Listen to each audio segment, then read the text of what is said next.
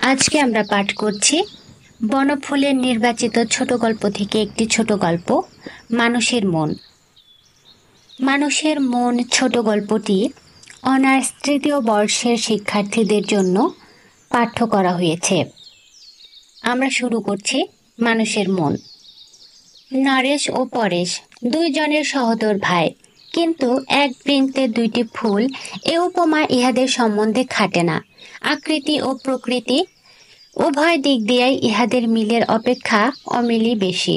নরেশের চেহারার মোটামুটি বর্ণনাটা এই: শ্যামবর্ণ, দীর্ঘ দেহ, খোঁচা খোঁচা চিরুনি সম্পর্ক বিরহিত চুল, গোলাকার মুখ এবং সেই মুখে একজোড়া বুদ্ধিদীপ্ত চক্ষু, একজোড়া নেউলের লেজের মতো পুষ্ট গোঁফ এবং একটি সূক্ষ্মাগ্র শুকচঞ্চু নাসা।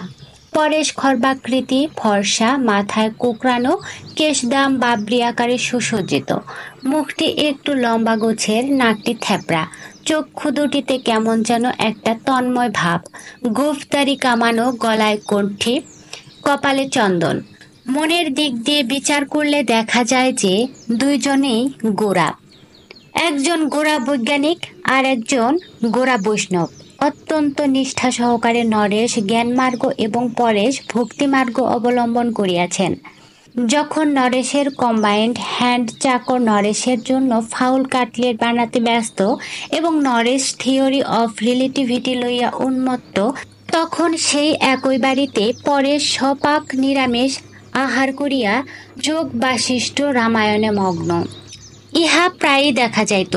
তাই বলিয়া ভাবিবেন না যে উভয়ে সর্বদা লাঠালাঠি করিতেন, মোটেই তা নয়। ইহাদের কলহ মোটেই নাই। তাহার সুস্পষ্ট কারণ বোধ হয় এই যে অর্থের দিক দিয়া কেহ কাহারও মুখাপেক্ষী নন। উভয়েই এম.এ. পাস, নরেশ কেমিস্ট্রিতে এবং পরেশ সংস্কৃতে। উভয়েই কলেজের প্রফেসরি করিয়া মোটা বেতন পান। মরিবার পূর্বে পিতা দুইজনকেই সমানভাবে নগদ টাকাও দিয়া গিয়াছিলেন। যে বাড়িতে ইহারা বাস করিতেছেন ইহাও পৈতৃক সম্পত্তি। বাড়িটি বেশ বড়, এত বড় যে ইহাতে দুই তিনটি পরিবার পুত্র পুত্রাদি লইয়া বেশ বড় স্বাচ্ছন্দ্যে বাস করিতে পারে। কিন্তু নরেশ এবং পরেশের মনে পৃথিবীর অনিত্যতা সম্বন্ধে এমন একটা উপলব্ধি আসিল যে কেহই আর বিবাহ করিলেন না। পরেশ ভাবিলেন, কা তব কান্তা, ইহাই সত্য। রিলেটিভিটির ছাত্র নরেশ ভাবিতে লাগিলেন, নির্মলা সত্যি কি মরিয়াছে? আমি দেখিতে পাইতেছি না, এই মাত্র। সুতরাং নরেশ এবং পরেশ সহোদর হওয়া সত্ত্বেও ভিন্ন ভিন্ন প্রকৃতির এবং ভিন্ন প্রকৃতির হওয়া সত্ত্বেও একই বাড়িতে শান্তিতে বাস করেন। এক বিষয়ে কিন্তু উভয়ের মিলও ছিল। পল্টুকে উভয়েই ভালোবাসিতেন। পল্টু তাপেশের পুত্র। নরেশ এবং পরেশের ছোট ভাই তপেশ এলাহাবাদে চাকরি করিত। হঠাৎ একদিন কলেরা হইয়া তপেশ এবং তপেশের পত্নী মনোরমা মারা গেল। টেলিগ্রামে আহত নরেশ এবং পরেশ গিয়া তাহাদের শেষ কথাগুলো মাত্র শনিবার অবসর পাইলেন। তাহার মর্ম এই: আমরা চললাম, পল্টুকে তোমরা দেখো। পল্টুকে লইয়া নরেশ এবং পরেশ কলিকাতা ফিরিয়া আসিলেন। তপেশের অংশে পৈতৃক কিছু টাকা ছিল। নরেশ তাহার অর্ধাংশ পরেশের সন্ত স্বার্থে রামকৃষ্ণ মিশনে দিবার প্রস্তাব করিবা মাত্রই পরেশ বলিলেন, বাকি অর্ধেকটা তাহলে বিজ্ঞানের উন্নতিকল্পে খরচ হোক। তাহাই হইল। পল্টুর ভবিষ্যৎ সম্বন্ধে তাহারা ভাবিবেন যে তাহারা নিজেরা যখন কেহই সংসারী নহেন, তখন পল্টুর আর ভাবনা কি? পল্টু নরেশ এবং পরেশ উভয়েরই নয়নের মণিরূপে বাড়িয়া উঠিতে লাগিল। নরেশ কিংবা পরেশ কেহই নিজের মতবাদ পল্টুর উপর ফলাইতে যাইতেন না। পল্টু যখন যাহা অভিরুচি সে তাহাই করিত। নরেশের সঙ্গে আহার করিতে করিতে যখন তাহার মুরগি সম্বন্ধে মোহ কাটিয়া আসিত, তখন সে পরেশের হুবিসান্নের দিকে কিছুদিন ঝুঁকিত। কয়েকদিন হুবিসান্ন ভোজনের পর আবার আমিষ লোলুপতা জাগিলে নরেশের ভোজনশালায় ফিরিয়া যাইতেও তাহার বাধিত না। নরেশ এবং পরেশ উভয়েই তাহাকে কোনো নির্দিষ্ট বাঁধনে বাঁধিতে চাহিতেন না, যদিও দুইজনেই মনে মনে আশা করিতেন যে বড় হইয়া পল্টু তাহার আদর্শকেই বরণ করিবে। পল্টুর বয়স 16 বৎসর, এবার ম্যাট্রিক দিবে। সুন্দর স্বাস্থ্য, ধবধবে ফর্সা গায়ের রং, আয়ত চক্ষু, নরেশ এবং পরেশ দুইজনেই সর্বান্তঃকরণে পল্টুকে ভালোবাসিতেন। এ বিষয়ে উভয়ের কিছুমাত্র অমিল ছিল না। এই পল্টু একদিন অসুখে পড়িল। নরেশ এবং পরেশ চিন্তিত হইলেন। নরেশ বৈজ্ঞানিক মানুষ, তিনি স্বভাবতই একজন অ্যালোপ্যাথিক ডাক্তার লইয়া আসিলেন। পরেশ প্রথমটায় কিছু আপত্তি করেন নাই, কিন্তু যখন উপর্যুপরি 7 দিন কাটিয়া গেল, জ্বর ছাড়িল না, তখন তিনি আর স্থির থাকিতে পারিলেন না। নরেশকে বলিলেন, আমার মনে হয় একজন ভালো কবিরাজ ডেকে দেখালে কেমন হতো। বেশ, দেখাও। কবিরাজ আসিলেন, 7 দিন চিকিৎসা করিলেন, জ্বর কমিল না, বরং বাড়িল। পল্টু প্রলাপ বকিতে লাগিল। অস্থির পরেশ তখন নরেশকে বলিলেন, আচ্ছা, একজন জ্যোতিষীকে ডেকে ওর কুষ্ঠিটা দেখলে কেমন হয়? কি বলো? বেশ তো, তবে চাই করো।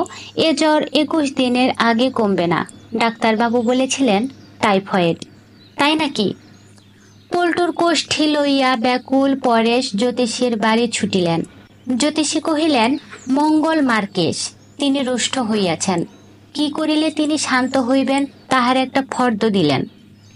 পরেশ প্রবাল কিনিয়া পল্টুর হাতে বাঁধিয়া মঙ্গলের শান্তির জন্য শাস্ত্রীয় ব্যবস্থাদি করিতে লাগিলেন। অসুখ কিন্তু উত্তরোত্তর বাড়িয়াই চলিয়াছে।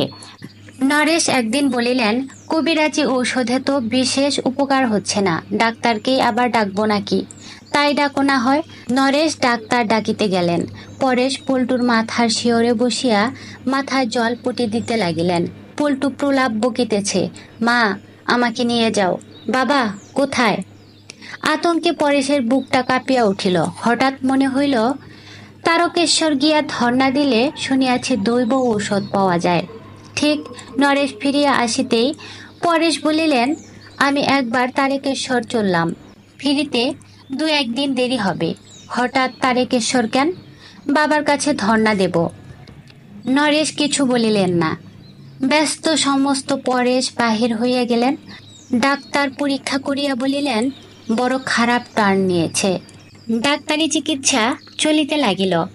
দিন 2 পরে পরেশ ফিরিলেন, হস্তে একটি ভার।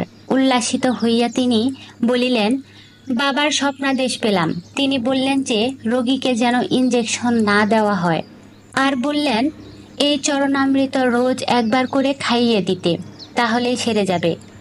ডাক্তারবাবু আপত্তি করিলেন, নরেশও আপত্তি করিলেন। টাইফয়েড রোগীকে ফুল বেলপাতা পচা জল কিছুতেই খাওয়ান চলিতে পারে না। হতবুদ্ধি পরেশ ভাণ্ডহস্তে চুপ করিয়া দাঁড়াইয়া রহিলেন। আসলে কিন্তু ব্যাপারটা দাঁড়াইল অন্যরূপ। পরেশের অগোচরে পল্টুকে ডাক্তারবাবু যথবিধি ইঞ্জেকশন দিতে লাগিলেন এবং ইহাদের অগোচরে পরেশ লুকাইয়া পল্টুকে প্রত্যহ একটু চরণামৃত পান করাইতে লাগিলেন। কয়েকদিন চলিল, রোগের কিন্তু উপশম নাই। গভীর রাত্রি, হঠাৎ নরেশ পাশের ঘরে গিয়া পরেশকে জাগাইলেন। ডাক্তারবাবুকে একবার খবর দেওয়া দরকার, পল্টু কেমন যেন করছে। বলো কি? পল্টুর তখন শ্বাস উঠিয়াছে। উন্মাদের মতো পরেশ ছুটিয়া নিচে নামিয়া গেলেন ডাক্তারবাবুকে ফোন করিতে। তাহার গলার স্বর শোনা যাইতে লাগিল, হ্যালো, শুনছেন ডাক্তারবাবু? হ্যালো, হ্যাঁ হ্যাঁ, আমার ইঞ্জেকশন দিতে আপত্তি নেই, বুঝলেন? হ্যালো, বুঝলেন? আপত্তি নেই। আপনি ইঞ্জেকশন নিয়ে শিগগির আসুন, আমার আপত্তি নেই, বুঝলেন? এদিকে নরেশ পাগলের মতো চরণামৃতের ভারটা পারিয়া চামচ করিয়া খানিকটা চরণামৃত লইয়া পল্টুকে সাধ্য সাধনা করিতেছেন। পল্টু, খাও, খাও তো বাবা, একবার খেয়ে নাও একটু। তাহার হাত থর থর করিয়া কাঁপিতেছে। চরণামৃত কষ বাহিয়া পড়িয়া গেল।